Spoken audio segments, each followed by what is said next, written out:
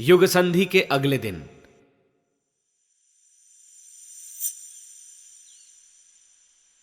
समझदार और दूरदर्शी अध्यापक अपने सभी विद्यार्थियों का हित समान रूप से चाहते हैं और उज्जवल भविष्य की ही कामना करते हैं।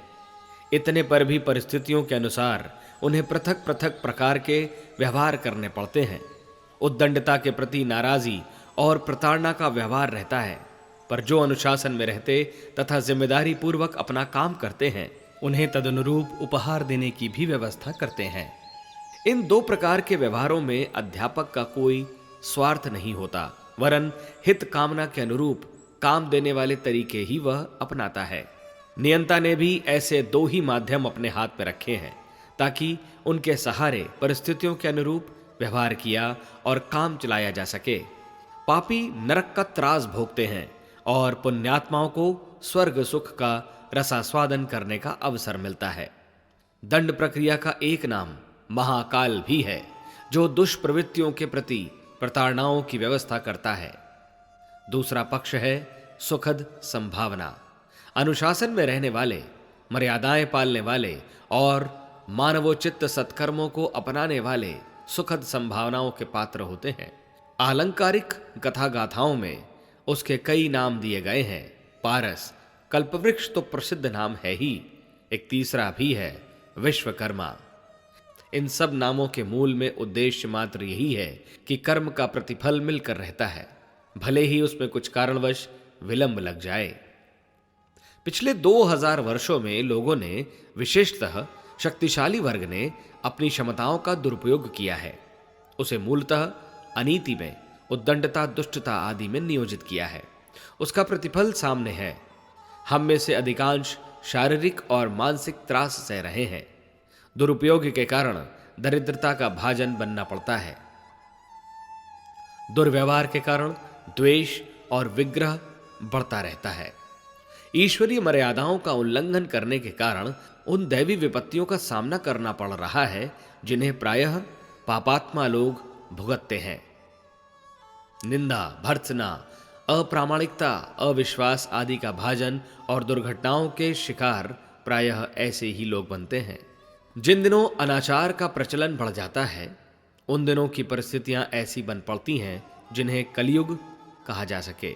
दुष्कर्म करने वाले अपने किए का दंड भुगतते हैं, पर मूक दर्शक बनकर अनीति को देखते रहने वाले, प्रतिरक्षा न करने वाले भी अपनी कर्तव्यहीनता, असामाजिकता एवं कायरता के कारण उसी वर्ग में आ जाते हैं, भले ही उनने प्रत्यक्ष दुष्कर्म न किए हों। ऐसी घटनाएं घटित होती ही रहती हैं। कभी कभी इनमें देर भी लग जाती है। आज का दूध कल दही बनता है। आज का बोया बीज कई दिनों बाद अंकुर बनता है और उसको वृक्ष बनने में तो और भी देर लग जाती है। पिछली 2 सहस्त्राब्दियों में सत्ताधारियों ने, धर्मोपदेशकों ने, चतुरजनों ने, धनाध्यक्षों ने और कलाकारों ने अपने समय की धूर्तताएं करने में कमी नहीं छोड़ी है। इस भूल के कारण अनाचार बढ़ता रहा है और उसकी प्रतिक्रिया इस प्रकार सामने आती रही है कि व्यक्ति और समाज का ढांचा बुरी तरह लड़खड़ाने लगा है। इसी का प्रतिफल है कि सर्वत्र असंतोष और असमंजस अपने बुरे रूप में सामने आता रहा है। अगले दिनों यह स्थिति और भी भयंकर होने की संभावना है। इसी कारण सर्वत्र असंतोष, विग्रह और अनाचार की मात्रा असाधारण रूप से बढ़ रही है और असंख्य कुसंभावनाएं एक के बाद एक उभरती चली आ रही हैं। यदि क्रम यही रहा तो अगले दिनों ऐसे दुर्दिन देखने को मिल सकते हैं जिससे मानवीय सत्ता और महत्ता या दोनों ही संकट में पड़ी हुई दिखाई देने लगेंगे। सृष्टा संतुलन का ध्यान रखता है। वह यह सब तभी तक सहन करता है जब तक कि खेल खिलवाड़ की प्रतिक्रिया सहन शक्ति के मर्यादा के भीतर रहती है। जब बात आगे बढ़ जाती है तो उसे भी बड़े कदम उठाने पड़ते हैं।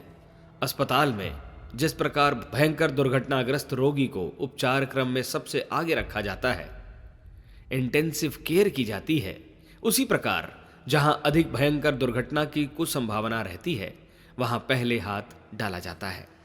अन्याय करने और सहने वाले दोनों ही पातकी माने गए हैं।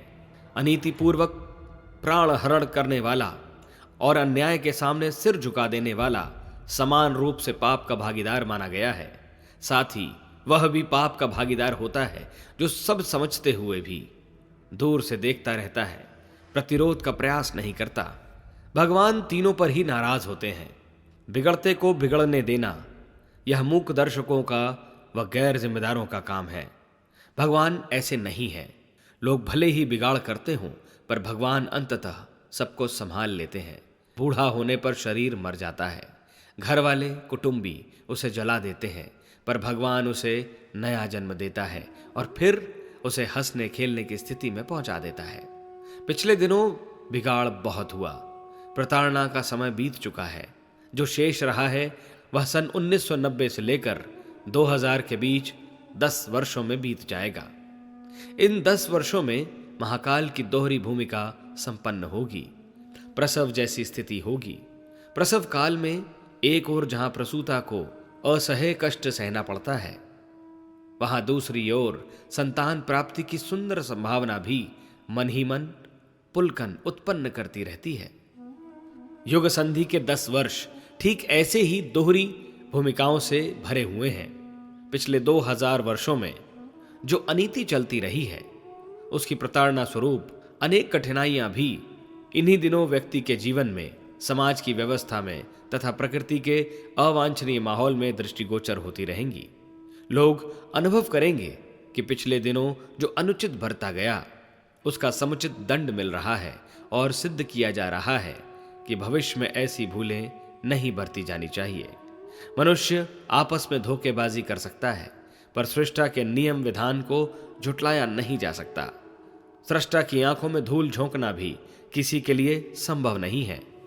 जैसी करनी वैसी भरनी का उपक्रम सदा से चलता रहा है और सदा चलता भी रहेगा।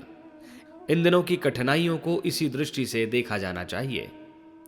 साथ ही यह भी स्मरण रखने योग्य है कि माता एक आंख जहां सुधार के लिए टेढ़ी रखती है, वहां दूसरी आंख में दुलार भी भरा रहता है। उसकी प्रताड़ना में भी यही हितकामना रहती है कि सुधरा हुआ बालक अगले दिनों गलतियां न करे और सीधे रास्ते को अपनाते हुए सुविधा भरा जीवन जिए। वर्तमान युग संधि काल इस दोहरी प्रक्रिया का सम्मिश्रण है। अगले दिनों सुंदर संभावनाएं भी अवतरित हो रही हैं।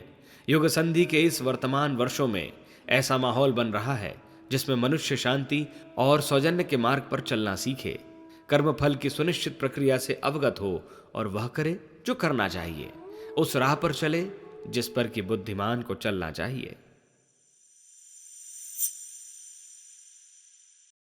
हमारे YouTube चैनल शांति कुंज वीडियो गायत्री परिवार को सब्सक्राइब करें एवं बेल आइकन जरूर दबाएं ताकि गायत्री परिवार की विभिन्न गतिविधियों की जानकारी आपको मिलती रहे।